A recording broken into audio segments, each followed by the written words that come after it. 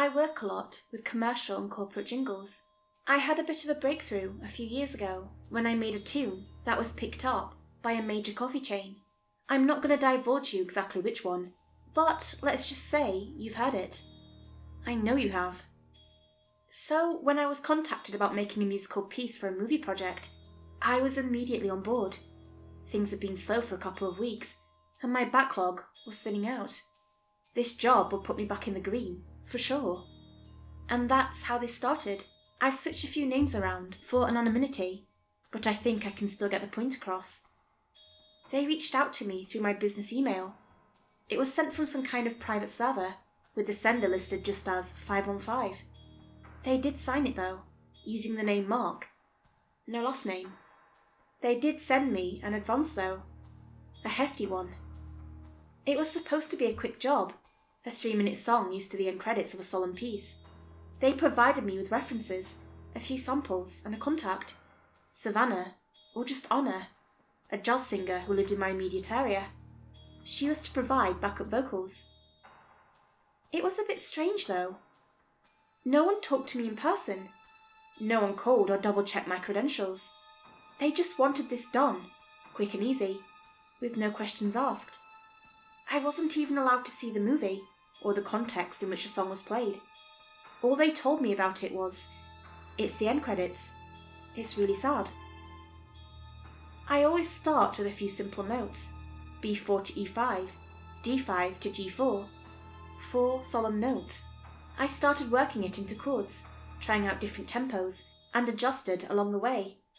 I always end up redoing the intro later anyway, so I put it on hold and moved on to the main verse. It took me about 2 days to get a decent outline done. It was melancholic, with this hint of nostalgia. I had to remake parts of the pre-chorus as I realised the music box samples were a little too much. I bounced around a few ideas, such as adding a horn section, or maybe a violin, but I kept returning to a simple reverbed piano. Nothing else. Keep it simple, stupid. Never forget, the only thing I lacked were the vocals. So I called upon her. When working piano mixes, I spend entire days just re-listening to anything by Elton John. I get kinda lost in it at times. When I first went to meet Anna at the Morning Swell Cafe, her first impression of me was sitting in my car, singing along to Your Song, while she waited across the road in plain sight. Not the best impression I've ever made, not the worst. From the moment I met her, Anna was a professional. A proper handshake, a brief introduction, and she was ready to go. We took my car back to my home studio, letting Elton John move from Your Song to Rocketman to Tiny Dancer. As we turned into the parking lot, we were both engulfed, singing an impromptu duet of Goodbye Yellow Brick Road. She outclassed me by a mile, but it was all in good fun. That car ride was all it took for us to become best friends. I showed her my home studio, discussed my ideas, and asked for feedback on a few passages in the post-chorus that I wasn't all too sure about. She came at me with lots of ideas right out of the gate, suggesting a vocal bridge and a tempo change. We just started jamming. We spent all day experimenting, mixing, trying out key and tempo changes. It was a lot of fun, and we lost ourselves in the work a couple of times. We also spent at least an hour listening to samples and shamelessly dishing out our favourite movie scores. Anna might seem like a bit of a stick in the mud at first, but once you got her talking about her true passions, she was an unstoppable music nerd. My kind of people. Somewhere around dinner time, we called it a day. At least work-wise. We decided to get some takeout and watch Sound of Music, just for fun. We were about halfway through 2 servings of chicken tikka masala when Anna turned to me with a curious look. "You know, I got no idea what this is for," she said, pointing at our barely balanced pile of notes. "It's good, don't get me wrong, but I don't like not knowing, right?" "Yeah," I agreed. "Like, what if it's something bad?" "What do you mean?" She frowned. "I mean, it could be like an Alex Jones kind of deal. Something crazy." At that, she shook her head, leaning back into the musings of Julie Andrews and Christopher Plummer. "That'd suck," she sighed, poking the takeout rice. "That'd really, really suck."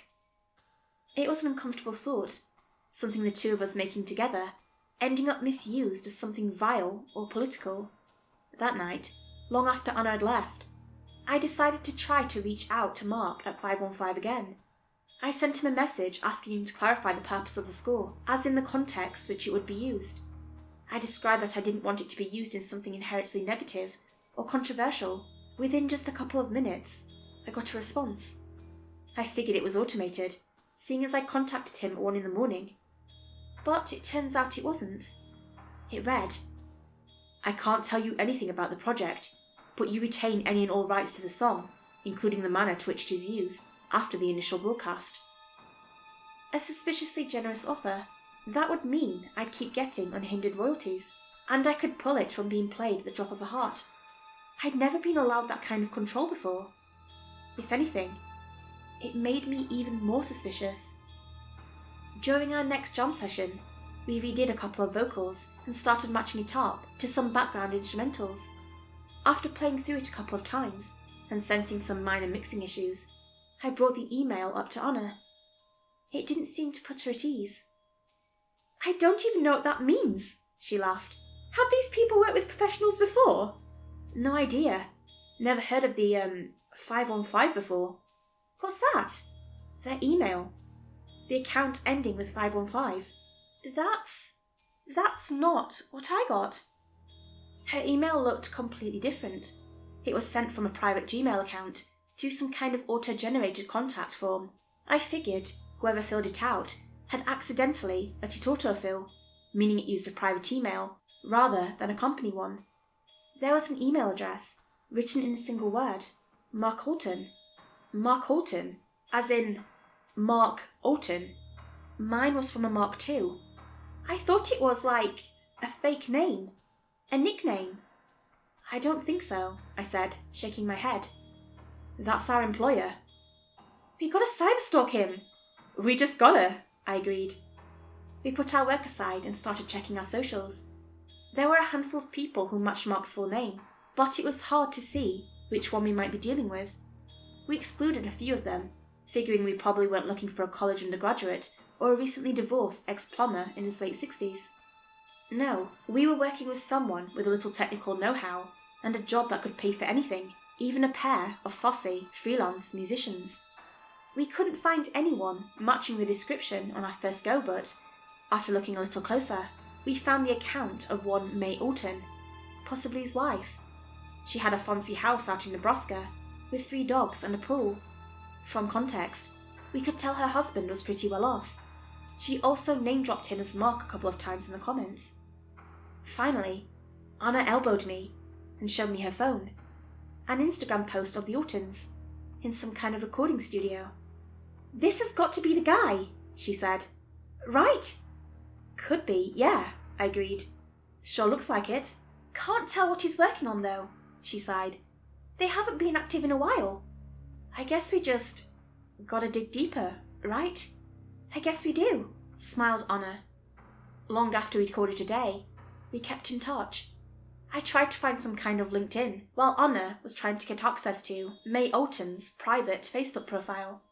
Somewhere around my 3rd re-listen of Elton John's Blue Eyes, Anna called me up. It was close to midnight, not a time which I expected a sudden call. "I talked to one of her workmates and got an invite. Turns out May has a friend of a friend kind of setting, so I can see it all," Anna said. "You gotta check this out." I received screenshots of May Alton's profile, showing what had been happening as of late.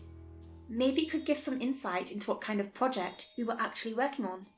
What I saw was a long series of posts illustrating the married life of May and Mark Alton, how they moved from their house in Nebraska to some kind of military housing in the outskirts of Ohio. There were cryptic messages about things being tough, about having to give away their dogs, and living among boxers. They didn't seem to settle down and were ready to move at the drop of a hat. There were strange questions too, things like where to find water filters and what weather sites were the most accurate. May posted about trying to learn what wild mushrooms were edible and what roots could be used as a homemade pain remedy. She started obsessing about her teeth, about the thought of having them suddenly break, with no way to get them fixed, despite living in a town with plenty of licensed dentists. At one point, She'd made the mistake of posting one of her Google searches as a Facebook post, simply reading, "Ocean boiling temperature, Fahrenheit." "What the hell does that even mean?" I asked Anna over the phone. "Ocean boiling?" Keep reading," she said. "That's not all." She sent me a few more screenshots, some of which were less than a week old. Pictures of tarp-covered boxes, a hand-dug latrine, and finally, what looked like an old quarry, with lines of trucks loading something into a kind of underground tunnel. It was barely commented, framed as her showing her friend she was okay, with bits and pieces of information revealed in the background. We got confirmation on the very final image, where she and Mark were standing next to a moving truck with a long, dark tunnel ahead. At the very corner of the truck was a notice about government property, followed by a sticker that simply read, 515. We just sat there in silence for a moment, trying to figure out what we were getting involved in. This sure as shit wasn't no simple movie, or a hobby project. Whatever they were working on was large in scale, and none of it seemed to involve an actual movie. There were no cameras, no actors, no movie sets. This was something else, completely. Something chilling crawled up my spine as something dark settled in my stomach. An uncomfortable thought, something in the back of my mind surfacing. It didn't take long to find exactly what I was searching for. It was hidden away under an outdated members list on the Wayback Machine. It couldn't be a coincidence. It just couldn't. Turns out, Mark Alton was a government liaison for one of the largest public access TV channels in Ohio. The next day, I met up with Anna at the Morning Swell Cafe. We got ourselves a couple of cappuccinos and positioned ourselves way off in the park. I told her about my findings, and she didn't seem to know what to make of it. After pondering it for a while, she whispered to me, "How much time we got left to deliver?" "A few days," I said. "Not sure about a specific time." "You know, I'm willing to bet that if this guy is paying for music, he's probably paying for video editors too." "What are you thinking?" "I'm thinking someone at that channel is being paid to work on something that'll give us an answer." She had a point. This seemed like sort of a rush job. Chances are another freelancer was involved. We went back to my home studio, putting the final version of the song on hold for the time being. Instead, we started making calls. We took turns going down a list of names that seemed influential enough to know what we were talking about.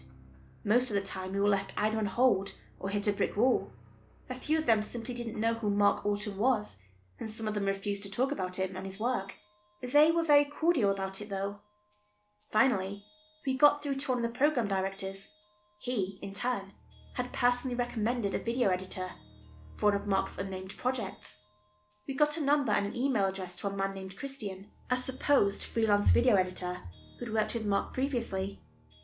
It took us a few tries and a few bounced calls before we got through to him.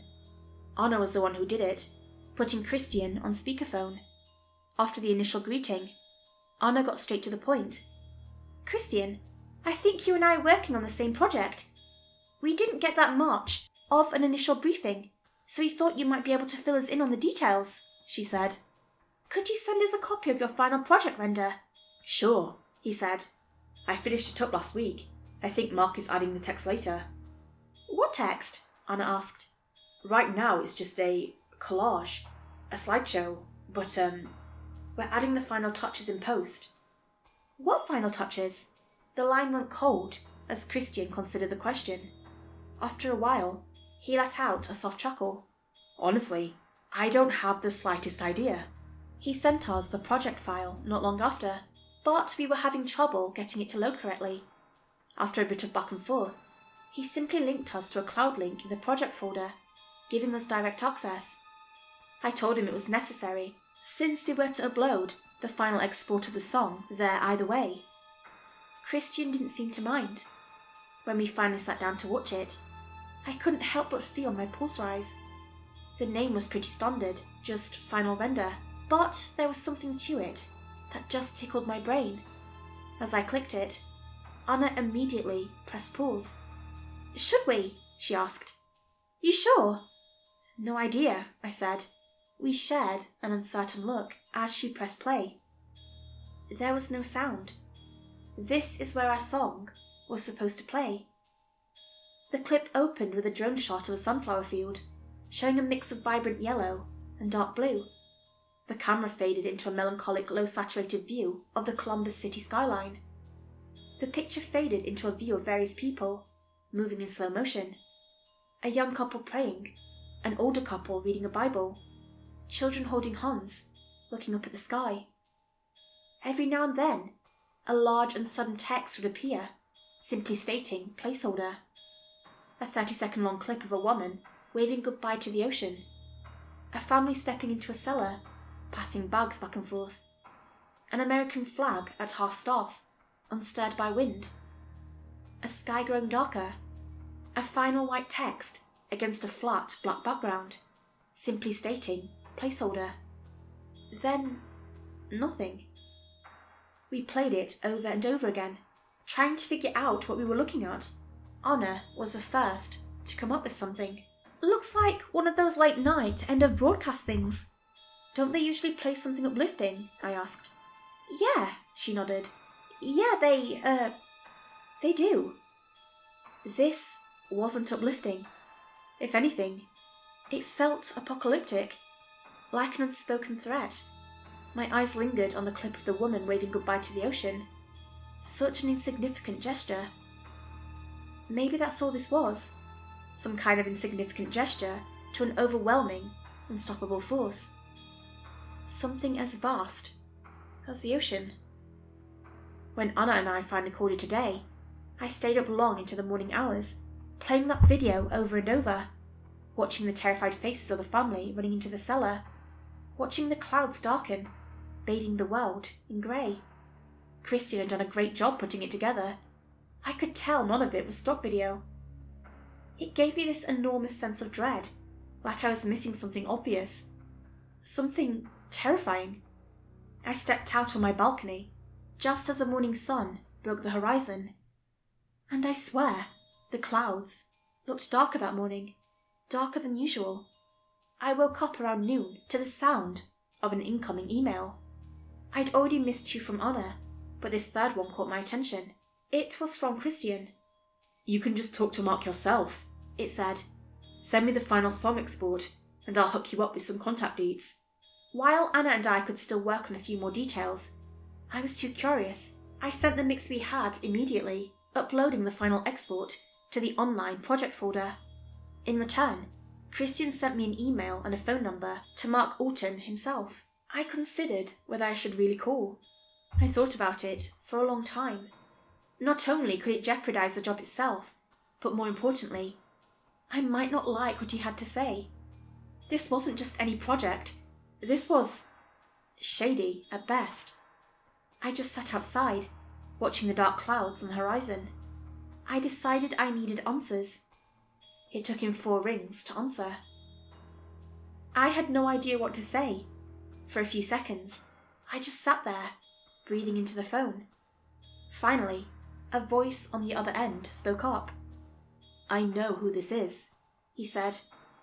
It was a tired voice, someone who hadn't known rest for a long time, or possibly slept at all. I wanted to talk to you about the job, I said. I hope you don't mind. There was a deep sigh on the other end. Might as well, he said. Hold on. I heard him get up, wander about, and return. As he did, there was the sound of something being poured just to the side of the phone. Finally, he picked up and smacked his lips with a relieved sigh. All right, he continued. Looks like we're airing it. You weren't sure? You know about the Turner video? He asked. The CNN one. Never heard of it. It's a kind of goodbye, he said, in case the worst comes to pass. Has it? Has what? Has the worst come to pass? There was a short pause as Mark swallowed something. He chuckled and put the glass down. Yeah, he said. It has. I'll upload the texted version in a bit. For broadcast? For broadcast. As the conversation faded into nothing, I updated the project folder. Sure enough, there was the final composition. I clicked it. There were only 4 lines in total, all seemingly written by Mark himself. Thank you for being brave. Thank you for being human. We failed you. And finally, as the screen faded to black, EO emerges. I stayed on the final screen for a long time, feeling my heart rise in my chest. I was getting text after text from both Anna and Christian, both asking me if I'd seen it, asking me what it meant, asking me what the hell we were doing. I couldn't bring myself to answer. I looked it up. The CNN Turner video. Turns out it is sort of a just-in-case video, to be shown at the literal end of the world. The clouds on the horizon looked darker. There was a moisture in the air that I'd never felt before. Something electric. Hundreds of birds flocked over the horizon, dancing silently, as if in mourning. A text file was added to the project folder, stating a time for broadcast. 13 hours. I just sat there, feeling like I'd shrunk. I didn't know whether to cry or scream. It all seemed so helpless, and everything looked different in this light. The news sites were reporting several new environmental record lows. Images of dead fish washing ashore in New England, birds falling out of the sky in Florida. It had started to seem so commonplace as of late, but looking at it again, I should have seen the signs. It wasn't just record lows. It was all-time lows. At some point, I heard a car. Looking down from my balcony, I could see Anna parked out front. She honked at me, over and over, causing onlookers to stop and stare. "Get in!" she yelled. "Come on!" I didn't hesitate. I ran down the stairs, leaving my front door wide open. I didn't stop to lock, to turn off the lights, to grab my charger. I just burst into a sprint. Anna had already started the car when I got in, speeding off as soon as my feet left the ground. As I struggled with the seatbelt, I gave her a wide-eyed look. She was sweating bullets, her eyes wide. She'd figured it out, too. We kept going north, watching the clouds gather, feeling the winds grow stronger. As soon as the warnings started to pile up on the radio, Anna shut it off. Before I even asked her, she looked at me and said, "I can't hear it again. I just can't." Me neither. After a while, we stopped looking at the signs and the maps. Anna broke the speed limit, driving anywhere and nowhere. For hours on end, we just kept going, hoping to outrun whatever this was. There was a storm brewing. A cold storm, leaving specks of frost on the windshield. Water wasn't draining away fast enough, making the roads impossibly slippery. But despite the deafening sound of ice spatter against the grass, I could hear Anna's shallow breaths, just as shallow as mine. We were driving, desperate, hoping for a miracle. Anna was zigzagging through traffic, passing straight through every red light, struggling to keep the car straight. At one point, it looked like she was on the breaking point. She was barely keeping her eyes open, thin tears streaming down her face. "What the fuck do we do?" she screamed, slamming her hands against the instrument panel. "What the fuck do we do?" I didn't have an answer. Instead, I just shook my head, stuttering for the right words. I got nothing. As we got back on the highway, she completely lost control. A flash flood caught up with us, slinging the car all the way around, making the wheels spin and screech, failing to catch ground. As it drifted, we saw flashing lights in the distance. Fire trucks had to throw themselves on the handbrake, unable to pass through a 2-feet-tall flood washing across the highway. Anna and I stepped into the storm, immediately feeling the shivers dig into our spines. A few cars behind us didn't manage to stop in time, front-ending one another into a car pile-up. We hurried off the road as the sound of screeching metal chased us away. Hand in hand, we kept going, into a field, across a dirt road, and ending up at an abandoned hayloft. We settled in. We couldn't go any further. We were frozen, drained, and panicked. This was it. For the next few hours, we just sat there, waiting for whatever would come. Our phones were silent, but the wind was howling outside.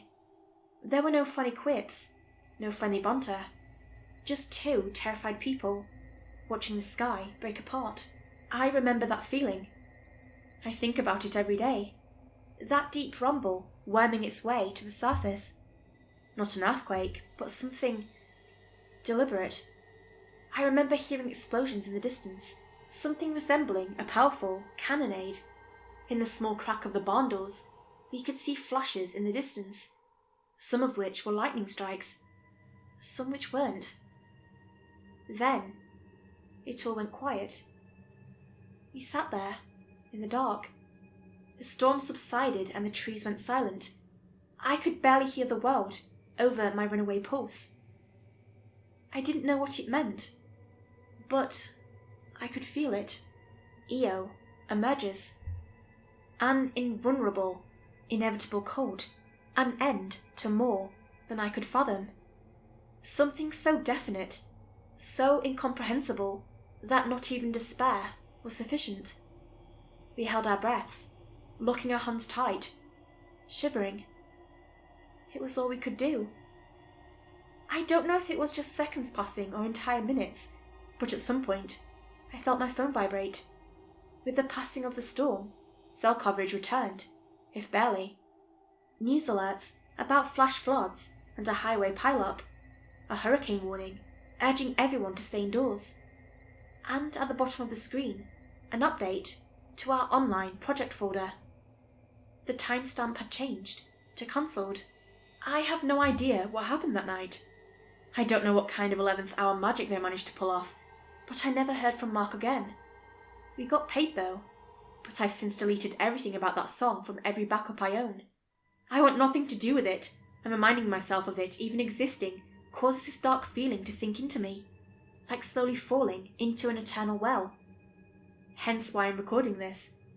I want to put an end to this and move on. My therapist says that my obsessive need to watch the news for signs is tearing me to pieces, and I trust that she is right. So I need to put an end to this, to acknowledge what I experienced, and how close we were to something I can't begin to imagine. After that night, the bond that Anna and I shared is something unlike anything I've ever experienced. It's like we were melded together, our lives intertwined, from that day going forward. I have this feeling that whenever this airs, for real, I want her to be there with me. It's like it was meant to be, that we're living on borrowed time.